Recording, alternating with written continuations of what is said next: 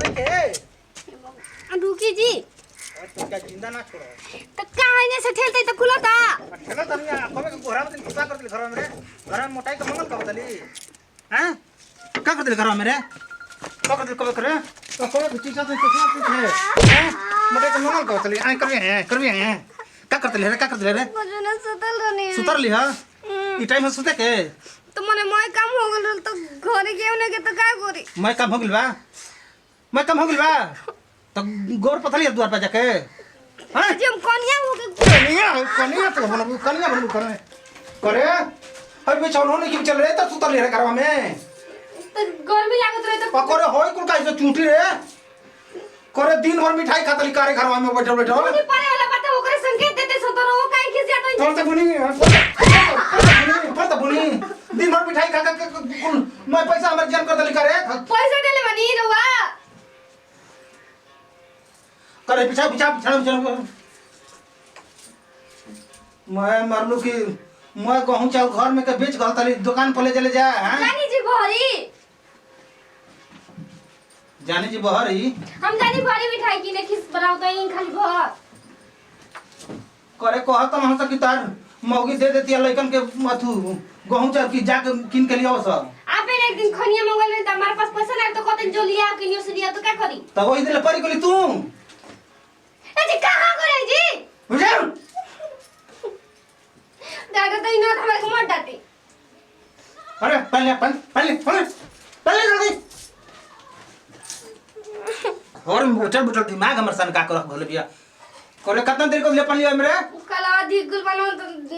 देरी लागल देखू धाक मुड़िया दाद दे कहता नहीं करे चुनौतिया कहां है हमरे कबे के देखत चुनौतिया नहीं कामर लकत है जी तो वो घर में वो रखले बानी ना लेके तो मार लो थाला ने मर जाए चुनौती मांग कर जनाते नहीं खे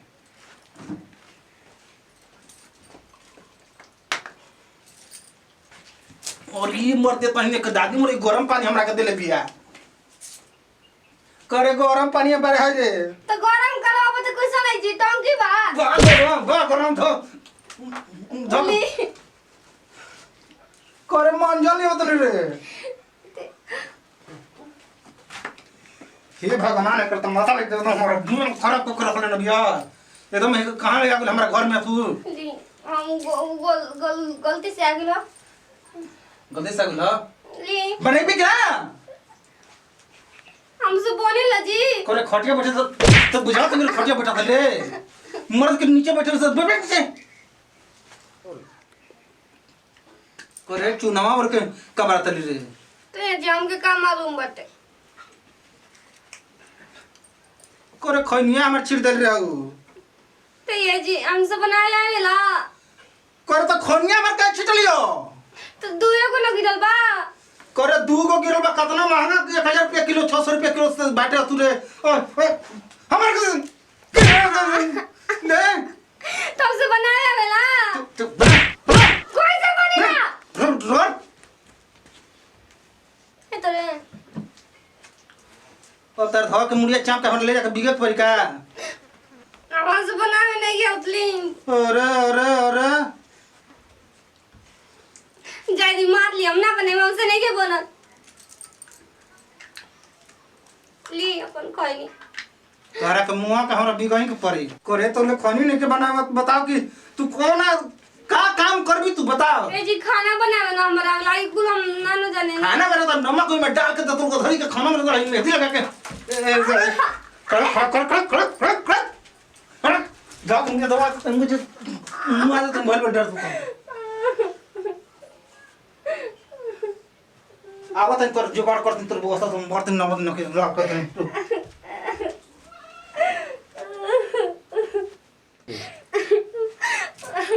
ना जाने हमर का गलती बाटे हमसे खैनी ना बोले तो का मतलब हम कौन चीज बना के दे खाना बनावे वाला हम खाना बना खाते ले के जगह खैनी बना के देवे के आती आइलो नी हमेशा हमरा के पीटत रहत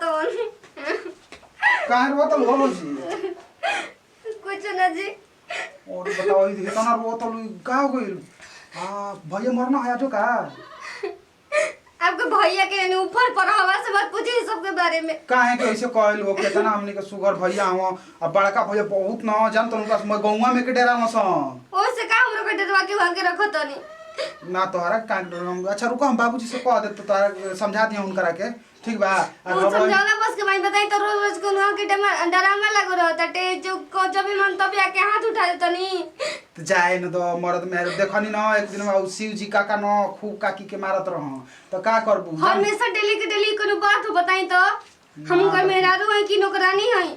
ना भौजी बताओ कितना सुंदर तारा के बाबूजी जाके तिलकवो कमे ले हन कहना कि ना ना हमर पतो खूब सुगर दिया तो जायद हमके तिलका मत दिया लेकिन ई ठीके कहला जान तलू जब मेहरारू निक मिलली से तो मर्द निक ना आ मर्द निक मिलल से तो मेहरारू निक ना हमनी के ना हमनी के दोनों यारवा बतियावत रह एक दिन तो कहत रहे कि मर्द भइयो आ देखते बालू हमरो मन करता ना कि अपने चल जाई नहीं ना रहबे जी के बोला तो कुल हमर देखो ही के ना रही ना भौजी देखो तार गोड़ा पर गिरे तने ऐसा गोड़ पर वो काहे की गिरम जी आपके का दिक्कत बा रवा पिटेती तब ना पता चली कैसे हुआ के मारे नहीं तो हमर भैया के बोलो तलू तो हमर भाइये ना हमर दुख नहीं लगावत बताओ तो अपन भाई के समझाई कि काहे ऐसे करता हूं बताई हमके खनी बनाए ला खनी बनवावत नहीं हमसे कल के काम के हमके जिद दारू लिया मचे से मतलब हम लिया खाती अब भेज देता हूं दुकान पर दारू ना पीना खइनिए खाना आ जान तलू एक दिन न हम उनकर न चोरा लेले रही 2 रुपया पॉकेट में थोक कखिया में चतले मोय गांव को गली गली हमको घूम कर तो बाबूजी मिलना तो छोड़ो तो मुंह ये दिल रहता हमारा बहुत डर लगेले भौजी तो हमरा के कौन की मार के छोड़ ले बानी हमरो के तो नटैया दबोते रहनी है। अच्छा चाहे तो जाते नहीं बाबूजी को कह के समझा दे ठीक बा अब लेकिन बहुत गलती करत न भैया बताओ इतना सुंदर हमर भौजाई के मत बताओ इनकर वैसा ना करे के चाहिए भौजी ढेर मार देना हां दवाई लिया दी भौजी मैं खूब बोलत ना जाए तो भौजी तब हम जाते नहीं ना कहाँ जाते नहीं बताई तो अपने भाई के रोने की समझा दिन पर दिन हुआ के बिगड़ल जाता है हर में समारत रहता नहीं अगर ऐसा हालत रही ना तो कोई हम छोड़ छाड़ के चल जाए और ओइसन बात मत कहो भौजी देखो एकदम मतलब मन तो करता कि जहर खा के मर जाए और काहे को जहर खाई पुता का दुख बटे बताओ ना चलो का दुख के बात करते कौन चीज दुख नहीं के बताई घर में इतना कलश हर चीज कइला के बावजूद भी हम के ऐसे ऐसे हमरा के कहत है बोलत रहते मारत रहते कोनो भी बात लेके तो जैसे लेट हो गेला कवाड़ी को लेके तो वहां के कारण कहां से बात कहां पहुंचा देले ऐसे ऐसे कहत नहीं ते कैसे बढ़िया बा के हम मर जाए ना भौजी ऐसन बात मत कह देखो एकदम तू ना जौन कहबू तौन हम करब ठीक बा जौन कब तो रोज करब एकदम भौजी तार एकदम तू सोच के लेकिन मरे वाला ऐसा कुल कदम मत उठाइया ठीक बा एगो शर्त बटे अगर वो हमके जिंदा देखा चाहते ना तो हमके अपना संगे रखिए हम कई जगह से लिया के चली कहां भाग जाए की हां तो का के नहीं लिया के चलो हम आपके संगे रह जाए आगे कावन जी हम सुख जानो तनी का गांव समाज कहियो हो भौजी गांव समाज लह जा मराती तो गांव समाज आवता बचावे का बताई त कि गांव समाज तो के तो ओकर तो मुंह छकल बाटे इहो तो बात ठीक कहतो लेकिन भाग जाइल जी तो फिर आवे के ना तो अगर जा जिल ना तो काट दियो भैया बहुत खतरनाक सुनो ना आवल जी का करे के तो एगो काम करो कुछ पैसा कौड़ी आज जाते हमरो यारवा बा ओकर ले मांग लेतनी 40-50 हजार रुपया चली ना पैसा काहे के ले जनी कोनी कमा के खा ले जी कहां से पैसा हो रो रखले बाड़ी अच्छा कहवा ले लियो हम पहन ले पूरा तो ठीक है बाटे तो देखो तनी केने बानो भैया न ठीक और वो देखी टॉप जन निकल जाई जी ठीक बा तनी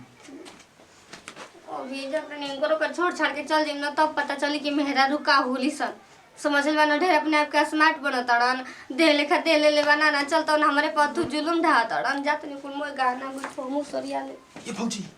कोई खे बाबू नहीं खा देखनी कोई न हो जा कोई चल बेटा ले तो उन्हीं से भाग चले चलो गान ले लिया बताओ पता न कहाँ चल गई पटो हमार आए बताओ हम का करी सब हमार जाना था लड़के में गलती बा बताओ कितना बढ़िया पटो खोजले रहनी हो सार लड़का हमारा टाना पगलेट बा सार अपने के गुंडा बनता है पटो कितना बढ़िया ओकरा के दिन रात मारते रहता है आवे दो साथ के आवे दो बाबूजी का हो ना पता लगल ना पता लागल पटो है के ना बाबूजी मैं जो करनी करना नहर गइल बिया करना हरो हम जाके फोन कइले नहीं मैं कुल पता कर लेने वजह नहीं खे पा कहाँ चल गइले हमारे गलती बाबूजी हमें मारते रे ओकरा के हां सर मरबत तो ना भागी हैं तार तार एकदम गुंडा बनतल आ नस्लाइत बनतल मारतल जम न तब मारते रहत रहे ओकरा के उतना हमारे बढ़िया मेरा नो ले खूब मारत हाँ। ये भाग लब ठीक बाले नु अब स्थिर बाले न हैं का स्थिर बने हमारे के निकला कुछ करा बिना बिकने खेला गो घरे रो ले काटना बढ़िया से तो डेट रो ले खाना पीने तो तार के निके ना लागत रहलो काहे अच्छा बाबा का बोलत रहन करके अरे का बोलिए बच्चा देखो तो अपन मेहरारू के केन कहवा तो एकर मेहरारू चल गेल मारत पीटत रहलै ओई खातिर होत ना काई हां अभी के देख ला नाटक देखावत तो मौके का दिन नाटक दिखावत तोरा के नाटक नहीं घटे घटे काटे खावत रे ए सुन ना हम देखनी हां काटे खला रे कौन चीज देखला भैया काटे खला और छोटा का न लइकावा तहार रहे ना छोटा का हां भैया हमार हां हां छोटा का तहार वाला हां भैया तार उ तो 10 दिन खातिर गोल लगा परीक्षा देवे रे परीक्षा देवे नाही वे तार पतोहिया के संगवा लेके हाँ। आ बैग ले ले रहली आ मार निकनी के दोनों जल्दी जल्दी भागल जात रहना तो हम मिलौनी है ये भाई कहाँ जाता ना सही तो हम देखनी रास्ता में जाता रहा लिया के भाग गई देख ला। ला तो हाथ का दानी हछो का हमार करता नहीं जा ढूंढ अब जा ढूंढ के ना बाद दवा छोटका के छोटका के गलती नहीं के सब तोर गलती बा तू ऐसा अगर संगे काम ना कर रहे तू भागल कैसे रह तो कर नाट ना मजाल बा भाग जाई हैं खाली दिन रात मारते रहत रह साथ का हिंगा ओकरा के तो भागी ना ले अब बढ़िया से रहो साथ का हिंगा बढ़िया पट्टो हम कितना खोज के लिया नी दहेजो कम देना से का कोई ना बढ़िया पट्टो तो मिल रहे नो हैं तार ओकरा में आग लगा डलो साथ का हिंगा रहो अकेले खोज के जान बोला हमारा छोड़ के तुम का तो करता ला नमस्कार भैया हम रामलाल चौधरी नमस्कार भैया हम गोरख चौधरी देखनी जन भैया हमने के छोटा मोटा वीडियो भैया बने जे मान के चली कि हंसे हंसावे खातिर जौन भी एकरा में देखावल गइल है एगो काल्पनिक कहानी रहल आ भैया ऐसे ना करे के चाहिए कि अगर औरत शरीफ बिया तो ओकरा के मार मार के पीट पीट के तो भैया जवन यहाँ के कहनी है वो आप बिल्कुल मत करब आ हम जवन कहनी है वो आप लोग बिल्कुल मत करब जा हमने के वीडियो अच्छा लगी तो दिल से लाइक करब जा।